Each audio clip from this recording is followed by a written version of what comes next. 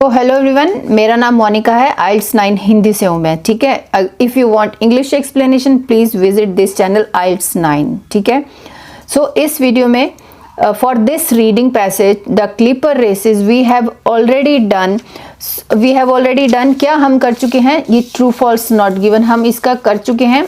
And अब हम करेंगे कंप्लीट द नोट्स बिलो। देखो इसको कैसे करना है, कैसे आंसर्स ढूंढना है, पूरी एक अच्छे से आपको ट्रिक भी बताने वाली हूँ, इसको सॉल्व कैसे करना है। ठीक है, तो ये रीडिंग करने का पर्पस क्या है, सो दैट कि IELTS टेस्ट टेकर्स हैं जिनको जो प्रिपरेशन कर रहे हैं उनकी हेल्प करना है इस वीडियो को बनाने का, और इससे ज़्यादा कुछ नहीं चाहिए। सो अब आप इस रीडिंग को देखो, हमने कितने पैराग्राफ पढ़ चुके हैं। देखो हम यहाँ तक पहुँच चुके हैं, अब इसके बाद नेक्स्ट पेज है। तो अभी बिफोर डैट हम इसको अभी स्टार्ट करते हैं। Complete the notes, one word, सिर्फ वन वर्ड ही लिखना है, और आगे पीछे in, on, for, of, a, the अगर ये लगा देते हो तो ये 2 वर्ड्स में काउंट होगा।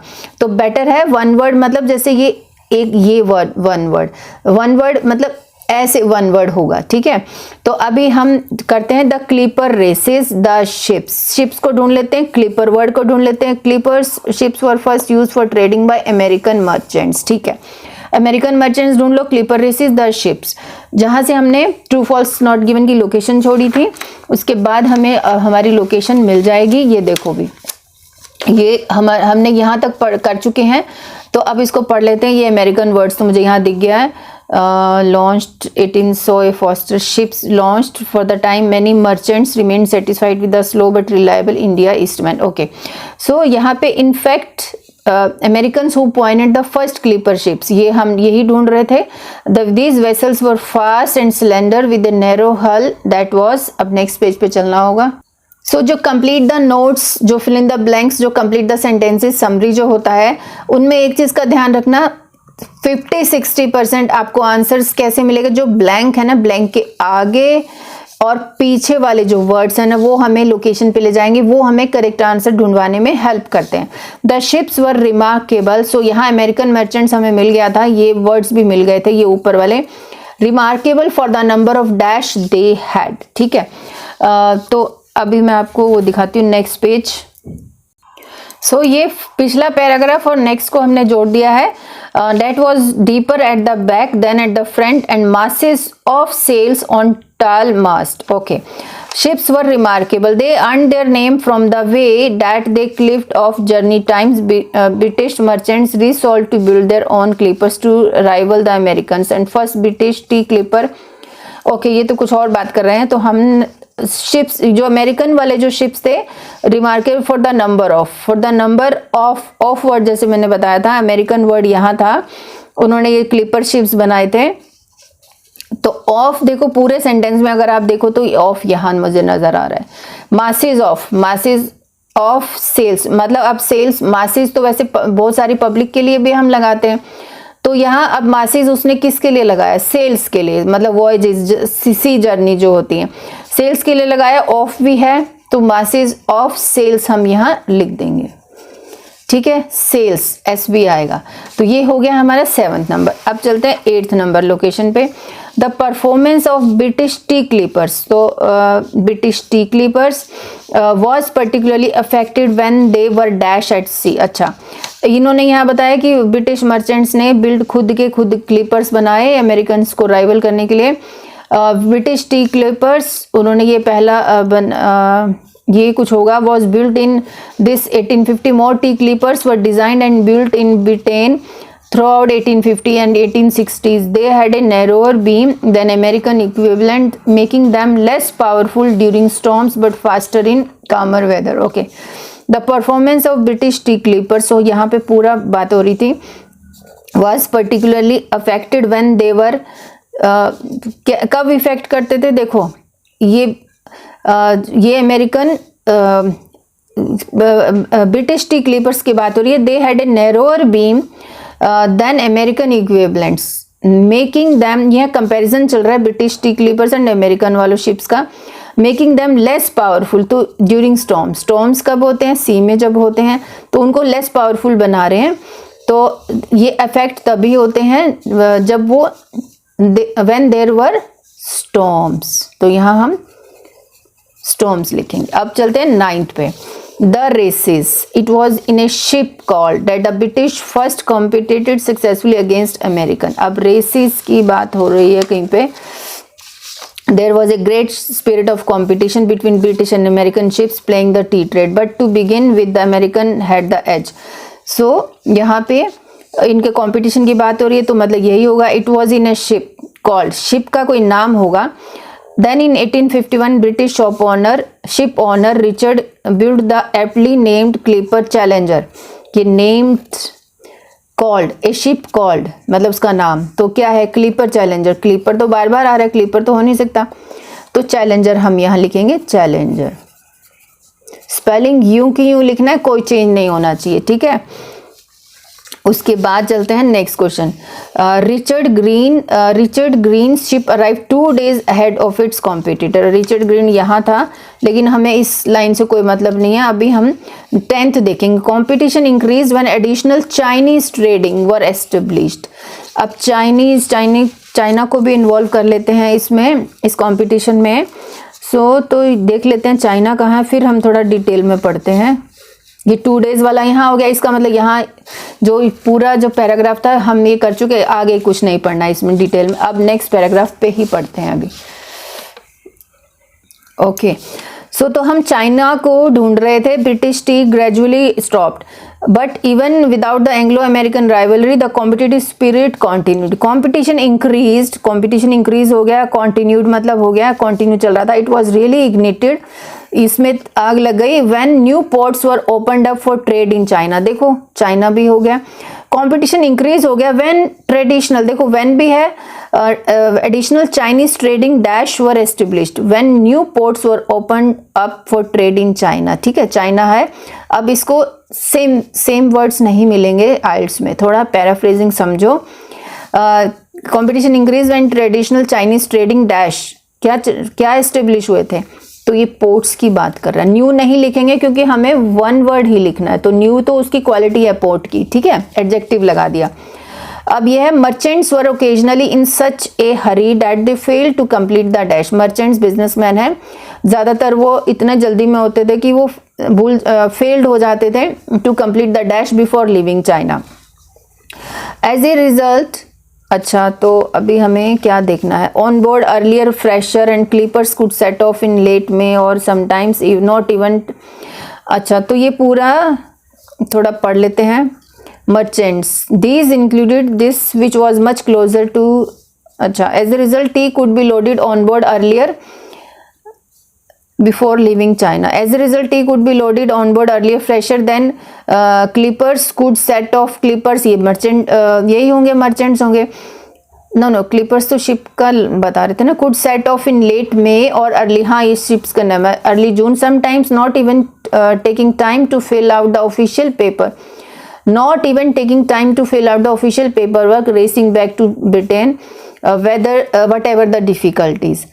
They failed, not even taking time to fill, to complete क्या, पेपर वर्क। ऑफिशियल नहीं आएगा क्योंकि पेपर वर्क का आगे एडजेक्टिव लगाए कि वो ऑफिशियल था, तो यहाँ आ जाएगा पेपर वर्क। ठीक है, लिविंग को लिखा उसने, racing back to Britain whatever the difficulties. ठीक है, अब आगे 12th।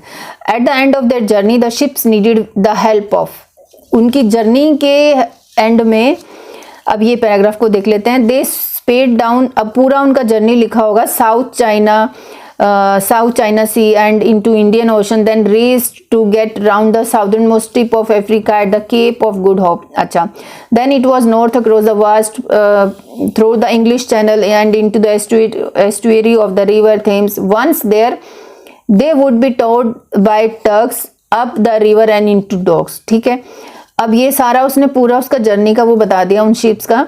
लास्ट में क्या है, जब वहाँ रिवर थेम्स पे पहुंच जाते हैं तो उनको टर्क्स, मतलब उनको टो करके ले जाया जाता है बाय टर्क्स। ठीक है, तो किसकी हेल्प ले रहे हैं, ship needed the help of Turks.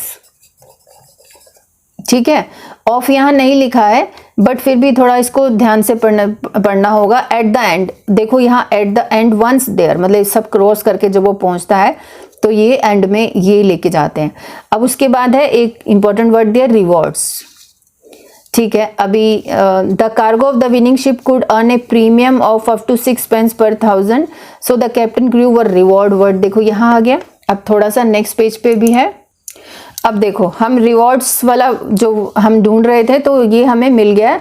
Rewards the honour of the cargo but the races were about. अब यहाँ क्या ढूंढना, crews were motivated by both dash and their enthusiasm. So enthusiasm word को ढूंढ लेते हैं फॉर कंपटीशन। उनको क्या चाहिए रिवॉर्ड्स में, मॉनिटरी तो वैसे होता ही है।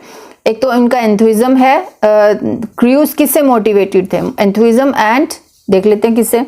But the races were about more than just money. The crews, देखो ये क्रूज के पास लिखा है about 40 men on each clipper were expert sailors proud of their ships and they delighted in competing against each other without their enthusiasm। देखो enthusiasm भी डाला है, मतलब एक तो ये हुआ और दूसरा कौन सा हुआ, तो मनी ही होना चाहिए। बाकी फिर भी पढ़ लेते हैं। Since getting the ship home as fast as possible required the crew to be totally dedicated and sacrifice much of the rest for the duration of the races. तो ऐसा कुछ फिट नहीं हो रहा, मनी ही लग रहा है। By both money and their enthusiasm को पढ़ना है, इसका थोड़ा मीनिंग समझने की कोशिश करना है, क्योंकि यहाँ ये मीनिंग समझेंगे साथ साथ में हम कीवर्ड्स को अंडरलाइन करेंगे। ठीक है, जैसे 17th एंड 18th, तो वहाँ पे 17th एंड 18th भी लिखा हो सकता है। ठीक है, तो ये हमारे कीवर्ड्स हैं, ये हमें ले जाएंगे लोकेशन पे। एंड उसके बाद है the British East India company के बारे में बात है कहीं पे। फिर जब हमें लोकेशन मिल जाएगी इन कीवर्ड्स की सहायता से, उसके बाद हमें नोट करना है अगर ये कंपनी कंपटीशन उनको बहुत था, उन्होंने बहुत सारा कंपटीशन फेस किया था तो ट्रू होगा। और अगर उनके पास जब वो कंपनी काम कर रही थी, क्योंकि ये पुरानी बात है, तो कोई कंपटीशन नहीं था, वो इजीली अपना बिजनेस कर रहे थे, तो डेफिनेटली ये फॉल्स हो जाएगा। और अगर बात ही नहीं हो रही होगी कि ब्रिटिश इंडिया कंपनी जो थी उसके पास वो कंपटीशन था उसको या नहीं था, तो ये नॉट गिवन हो जाएगा। तो अगला एक और क्वेश्चन पढ़ लेते हैं। ये कीवर्ड मुझे नज़र आ रहा है, हो सकता है ये नॉट गिवन भी हो कि इसकी लोकेशन ही ना मिले, इसको ढूंढने के लिए हमें 2-3 पैराग्राफ्स तक जाएं। तो अपने उस चीज़ से बचने के लिए सेकंड क्वेश्चन को भी पढ़ के चलो, हमारा टाइम बचेगा। बिफोर 1800 जहाँ पे लिखा होगा उसके ऊपर ही मतलब ये लोकेशन होनी चाहिए। Cargo size east India company again. ठीक है, अब ये 2-3 कीवर्ड्स लेके चलेंगे। अब सवाल ये है कहाँ से, ये फर्स्ट टाइप का क्वेश्चन है, फर्स्ट पैराग्राफ से ही ढूंढना शुरू करेंगे। अब आप मेरे साथ प्रैक्टिस करना और अपने मार्क्स जो हैं अपने कॉपी में लिखते जाना।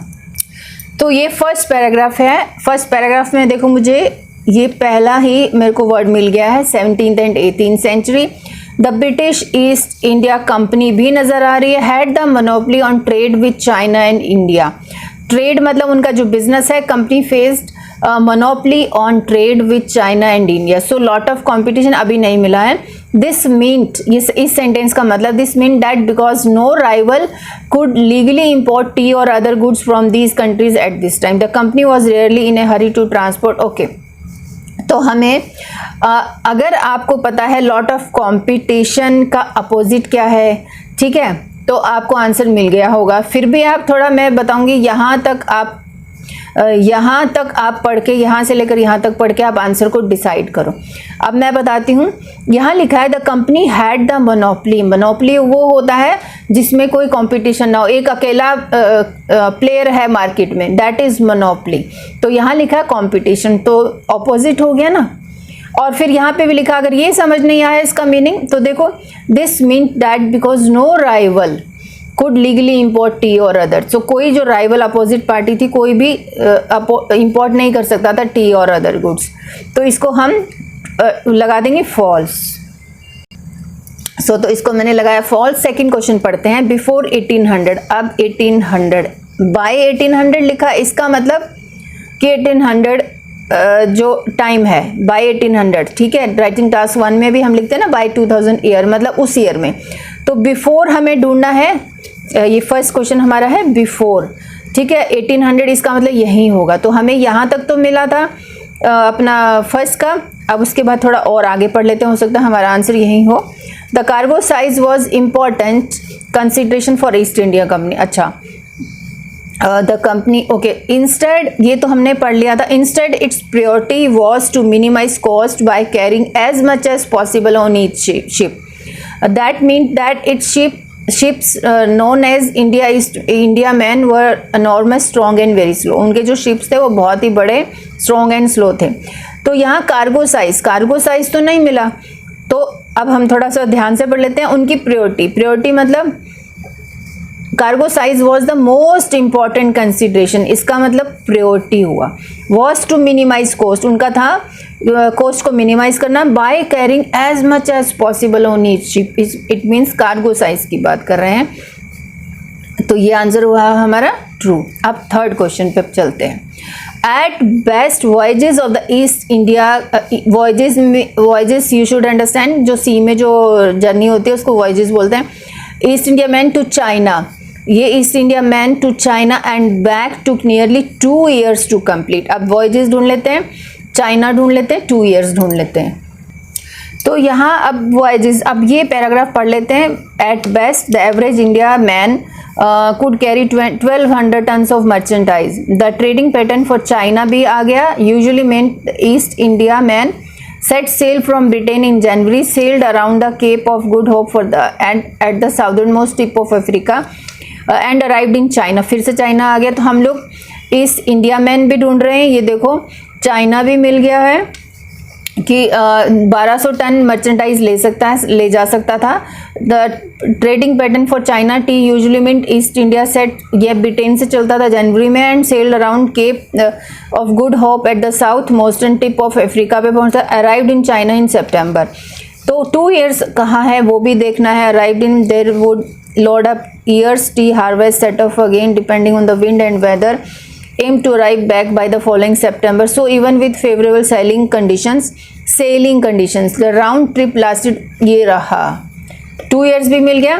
वो कह रहा है even with favorable sailing conditions, the round trip lasted almost 2 years. और ये तो हमें मिल ही गया था.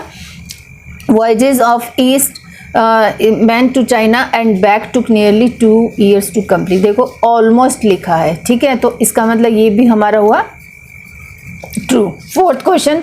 Before 1834 voyages to and from China were considered to be highly dangerous. Okay तो ये हमने अभी पढ़ा.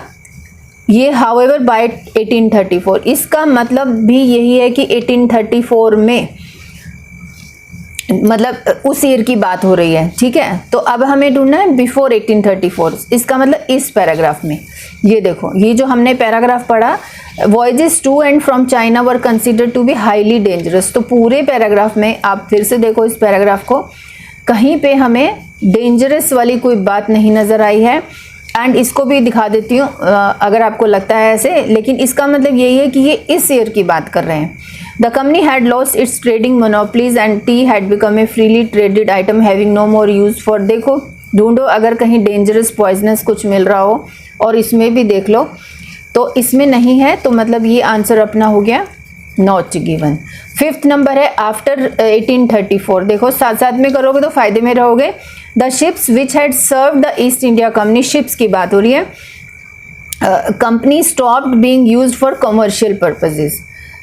After 1834 the ships which had served the East India Company. अब ये सेंटेंस को समझो, सेंटेंस में पोर्शन है अलग. आफ्टर दिस द शिप्स, अब शिप्स की क्वालिटी बताई कौन से, which had served the East India Company. फिर उसके बाद यहाँ शुरू हो रहा है stopped being used for commercial purposes, ठीक है. तो अब इसमें क्या बोल रहा है कि वो शिप जिन्होंने ईस्ट इंडिया कंपनी के लिए काम किया वो स्टॉप कर दिया उन्होंने कमर्शियल पर्पसेस के लिए यूज होना उनको. तो अगर ये कमर्शियल पर्पसेस के लिए यूज हो रहे होंगे तो ट्रू होगा, और अगर कमर्शियल पर्पसेस के लिए यूज नहीं हो रहा होगा तो फॉल्स हो जाएगा. और अगर कोई बात ही नहीं है कि शिप्स का क्या हुआ 1834 में जब ईस्ट इंडिया कंपनी ने ये देखो यहाँ पे बंद कर दिया ना अपना बिजनेस, तो वो फिर नॉट गिवन हो जाएगा. अच्छा, company had lost its trading monopolies, the tea had become freely traded them, having no more ships, ये मिल गए अपने को. Having no more use for its great ships, the company sold them off, company ने sold कर दिया. And many were brought by merchants और their captains who continue to plough the seas between Britain and China. मतलब अगर ध्यान से पढ़ो, मैं आपको क्वेश्चन फिर से दिखाती हूँ. तो यहाँ वो बोल रहा है कमर्शियल पर्पजेस के लिए, तो थोड़ा ध्यान से पढ़ोगे तो आपको आंसर डेफिनेटली समझ में आएगा कि वो शिप्स अभी उस कंपनी का पार्ट नहीं है, कंपनी ने सेल कर दिया, लेकिन बहुत सारे शिप्स मर्चेंट्स मतलब बिजनेसमैन और कैप्टन्स ने खरीदे जो कंटिन्यू किया प्लग द सीज, मतलब उनकी वॉयजेस चली बिटवीन ब्रिटेन एंड चाइना। वो क्या कर रहे थे, बिजनेस ही कर रहे थे, तो मतलब कमर्शियल पर्पजेस के लिए तो था, तो हम ट्रू लगाएंगे। सिक्स क्वेश्चन है इन द 19th सेंचुरी, ठीक है, in the 19th century word ढूंढेंगे। British drinkers prefer tea made from mature leaves to that from younger leaves. Okay, 19th century ढूंढना है लोकेशन के लिए। फिर उसके बाद देखना कि ब्रिटिशर्स जो हैं वो टी कौन सी प्रेफर करते थे, जो मैच्योर्ड लीव्स से बनती थी या वो प्रेफर करते थे matured leaves to that made from younger जो ताज़ी पत्तियां जो होती हैं ना, और अगर वो यंग पत्तियों को प्रेफर करते थे as compare to mature leaves then ये फॉल्स होगा। और अगर ये मैच्योर लीव्स मतलब ओल्ड लीव्स, पुरानी लीव्स कुछ लिखा हो सकता है, as compare to younger leaves then true हो सकता है। और अगर बात ही नहीं हो रही कि ये ड्रिंकर्स क्या प्रेफर करते थे, ये या ये कौन सी लीव, तो फिर नॉट गिवन हो जाएगा। अब अच्छा हमने यहाँ but now T could B freely leaves को ढूंढ लेते हैं अगर कहीं मिले तो। दिस वॉज पार्टली बिकॉज, एक बार ये देख ले, if your home were first you could sell your shipment of tea before your competitors even arrive, partly because consumers in Britain 19th century। तो ये हमारा लोकेशन आ गया। कंज्यूमर्स मीन्स वही जो ब्रिटिश ड्रिंकर्स हैं। देखो ये consumers in Britain in the 19th century believed that fresher and earlier picked the tea, ये देखो younger leaves means fresher and earlier picked the tea, the better the resulting drink। So tea traders now needed faster, sleeker ships to bring their precious cargo back। इसका मतलब क्या हुआ, British drinkers किसको prefer कर रहे हैं, fresher and earlier pick the tea, तो ये फॉल्स क्या हो जाएगा, फॉल्स हो जाएगा ना, फिर ये उल्टा बात बोल रहा है, कॉन्ट्राडिक्शन बोल रहा है। सो नेक्स्ट वीडियो में हम ये करने वाले हैं सेकंड